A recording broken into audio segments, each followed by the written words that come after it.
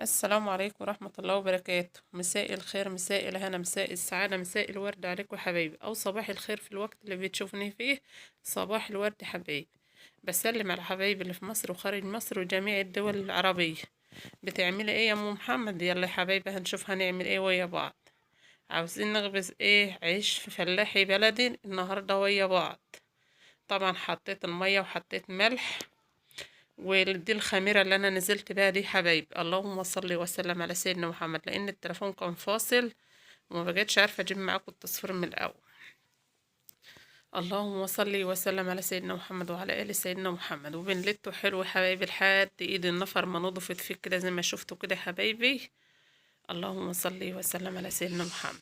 انت تيالكم ان العجينة يابسة؟ لا مش يابسة. عشان ايه؟ طبعا كده خلصناه يا بعض اهو يا حبايبي. واغطاه. طبعا انا لتته اهم حاجة، اهم حاجة تلتيه حلو. وهنا طبعا سمناها اختمر ما شاء الله. ملل ملل ما اصبري يا مارو. ملل العجانة بتاعتي زي ما انتوا شايفين كده ما شاء الله. والله ما خدش اهتياله نص ساعة، والله اقل من نص ساعة. طبعا على ما عملت شغلانة ما خدش في ثواني لقيته مالي العجانة كده ما شاء الله. اللهم صل وسلم على سيدنا محمد. وهنا بنقطعه ويا بعض. هتقولي لي ايه يا ام محمد؟ انا طبعا محلله رده من بتاعه قشر الغله، بحب اخبزه على الرد. العيش الفلاحي ده دقيق خليط، او اي دقيق عندك. احنا بالنسبه لنا كمان في ارياف وعندنا الدقيق طبعا بتاع الغله. بحط اللي هو الدقيق الاسمر، وحتى طبق رد عليه من اللي انا من اللي انا بقطع عليها دي. حتى طبق رد على العجين. ليه؟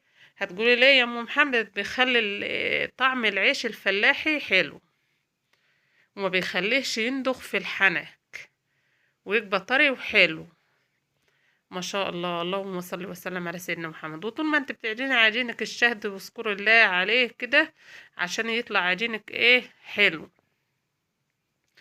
اللهم صل وسلم على سيدنا محمد. ومعايا شوية زيت اكل، يجي معلقتين. بعص طبعا الرغيف زي ما انتوا شايفين كده، وجرس بما بجرس بدقيق. هتقولي لي ليه يا ام محمد؟ عشان رغيف العيش بتاعنا ما يشجكش. ده طبعا عاملاها قد الاستفندية الصغيرة، مش الاستفندية الكبيرة. ما هقول لكم قد الليمونة هيبقى صغنن جو. وانا ما بحبش العيش البلد صغنن. وهنا طبعا خلصنا. وجينا نقدح الفرن بتاعنا زي ما انتوا شايفين كده حبايبي. هنقدحه حلو عشان نولع بقى ونخبز. وهتشوفي حبايبي معايا. اللهم صل وسلم على سيدنا محمد. لازم نسخن العرصة او البلاطة زي ما بتقولوا عليها.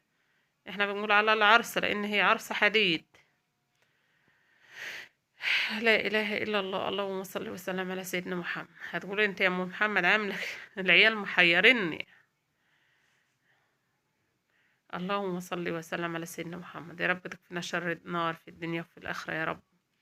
كفينا شر عذابها يا رب. اللهم امين يا رب العالمين. وهنا ماسكه معايا حته قماشه وماسكه بحطها على البتاع وبصلح الفرن بتاعي كده.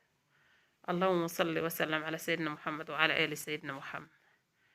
عليك أفضل الصلاة والسلام يا حبيبي يا رسول الله. طبعا البنات قاعدين بيقولوا احنا هنقعد احنا للفرن غدا ولبنة. هقعد للفرن. والله قلت لهم لا، انا اللي هقعد له النهارده، لان انا بقالي ما خبزتش وكده وقاعده. قلت لهم لا، انا هبعد بعيد عن الفرن وهقعد له وهخبز انا. ياما بس تعالوا. قلت لهم لا. اللهم صل وسلم على سيدنا محمد. عليك أفضل الصلاة والسلام يا حبيبي يا رسول الله. شايفين العيش جميل ازاي ومنتفخ وما شاء الله. اللهم صل وسلم على سيدنا محمد.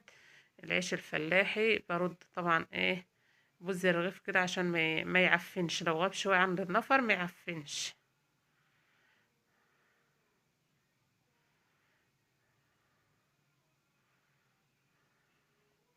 زي ما شفتوا كده يا حبايبي. اللهم صل وسلم على سيدنا محمد. لازم الفرن يبقى حامي من تحت ومن فوق عشان ما يطلعش العيش بتاعنا مسكع ويطلع يجر من الفرن. لا، لازم تكوني محمية فرنك حلو عشان يطلع العيش بتاعك ما شاء الله حلو كده. شايفين قعره محن ازاي وحلو ازاي. اللهم صل وسلم على سيدنا محمد. ويخش العيش الرغيف في ثواني تلاقيه شايل معاكي وحلو. طبعا بتخبزي بايه يا ام محمد؟ ده طبعا قش الرز وبحطب من اللي هو حطب القطن. اللهم صل وسلم على سيدنا محمد. شايفين العيش وجماله ما شاء الله، كله جابت. بس معلش يا حبايبي ما تزعلوش مني، مروة بنت الله يصلح حالها ما جابتش البتاع اللهم صل وسلم على سيدنا محمد. ما جابتش الخبيز بالمكنة. طبعا ده خبيز المكنة اهو، بيبططوا كده نص تبطيطة كده وبالبطاطا ويحطوه في المكنة. بس هي ما جابتش المكنة، الله يسمح لها بنتي مروة ما بتبقاش عارفة، هي ما بتظبطش الدنيا خالص. اللهم صل وسلم على سيدنا محمد وعلى آل سيدنا محمد. شايفين ما شاء الله. اللهم صل وسلم على سيدنا محمد. العيش الطري بطلعه في جنب، واللي هو الناشف كده عشان لو سجينا عملنا فتة بلبن، عملنا فتة الحاجة يبقى ما شاء الله الناشف لوحده وده لوحده. اللهم صل وسلم على سيدنا محمد. لان احنا في الارياف بنحب العيش اللي هو التبطيط. شايفين العيش ما شاء الله. العيال طبعا فرحانة، دي ابن سلفي وطبعا يوم الخميس ده يوم عيد بالنسبة له. هتقولي ليه يا ام محمد؟ طبعا عشان ايه؟ بنعمل جبابير بسكر وسمنة وكده وهم فرحانين. بيقول يوسف بيقول لكم حطوا لايك حطوا لايك. شايفين العيش ما شاء الله ما شاء الله. اللهم صل وسلم على سيدنا محمد. حاجة زي العسل كده، بسكوت مش عيش. شايفين العيال فرحانة طبعا ما شاء الله ربنا يخلي دول عبد الرحمن وعبد اللطيف. ما شاء الله. اللهم صل وسلم على سيدنا محمد. اهو ده الصغنون التاني ده برضو عيال سيلفي الجوز ده توأم، ربنا يخليهم لأمهم يا رب وطبعا ايه. اللهم صل وسلم على سيدنا محمد. البت مروة، البت بنت غادة شايلة واحد ومروة شايلة واحد. اللهم صل وسلم على سيدنا محمد عليه أفضل ادي الجبابير يا حبايبي. جبابير بسكر والعيال واقفة عاملة عيد. احنا بنقول عليها جبابير وفي ناس بتقول النحنوح، ما اعرفش ايه النحنوح ده، احنا ما بنقولش عليه كده.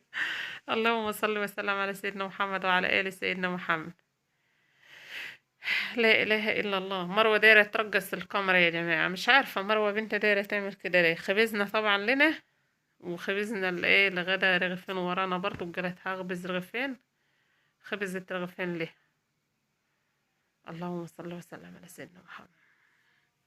بقول لهم لحقوا بس الفرن، هاتوا ولحقوا الفرن. الفرن ما شاء الله ركن محمى، مش ملحقين تبطيه.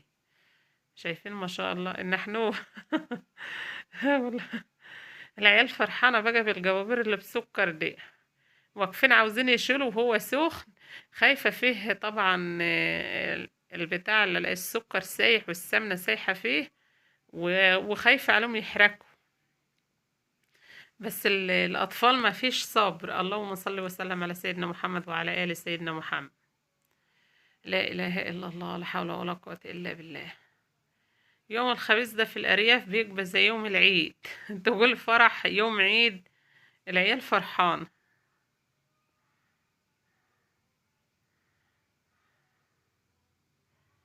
اللهم صل وسلم على سيدنا محمد. لازم نطلع العيش ورانا كده نفرده يبرد براحته عشان ايه